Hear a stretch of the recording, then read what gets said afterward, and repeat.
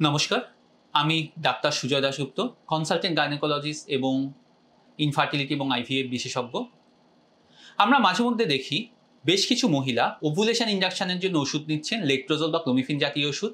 তারা দেখি একই ওষুধ মাসের পর মাস, 12 মাস, 14 মাস, 2 বছর, 3 বছর নিয়ে যাচ্ছেন, বিভিন্নবার ডাক্তার চেঞ্জ করছেন এবং প্রত্যেকবার বিভিন্ন ব্র্যান্ডের ওষুধ নিয়ে যাচ্ছেন।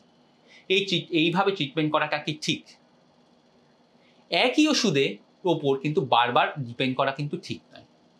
এই ক্লোমিফিন বা লেট্রোজল কেন দেওয়া হয়? আপনারা হয়তো আমাদের আগের ভিডিওগুলো দেখেছেন যে এই ট্রিটমেন্টটার উদ্দেশ্য হচ্ছে ওভুলেশন ইন্ডাকশন, অর্থাৎ যাতে আপনার ওভারি থেকে এগ বেরোয় সেজন্য দেওয়া। এই ট্রিটমেন্ট নিলে 1 মাসে প্রেগনেন্সি আসার সম্ভাবনা হচ্ছে 10 to 15%, অর্থাৎ 100 জনের মধ্যে 10 থেকে 15 জনের প্রেগনেন্সি আসতে পারে। এই ট্রিটমেন্ট নিলে অবশ্যই টিভিএস ফলিকুলার স্টাডি করতে হবে, না হলে কিন্তু মাসের পর মাস ওষুধ নেওয়াটা ভুল। এবার 1 মাসে তো মাত্র 100 জনের মধ্যে 10 থেকে 15 জনের প্রেগনেন্সি আসতে পারে, তার মানে কি বাকিদের আসবে না? হ্যাঁ, আসতে পারে। তাহলে 4 থেকে 6 মাস পর্যন্ত ওষুধটা নেওয়া যেতে পারে, অর্থাৎ ম্যাক্সিমাম 4 থেকে 6 মাস। অর্থাৎ লেট্রোজল যদি নেন 4 থেকে 6 মাস ম্যাক্সিমাম, ক্লোমিফিন নিলে ম্যাক্সিমাম 4 থেকে 6 মাস।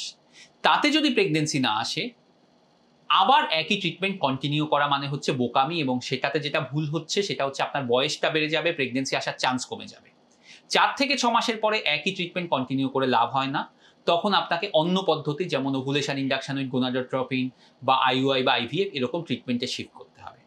অর্থাৎ লেট্রোজল বা ক্লোমিফিন ওষুধ কিন্তু 4 থেকে 6 মাসের বেশি কন্টিনিউ করা কিন্তু ঠিক নয়।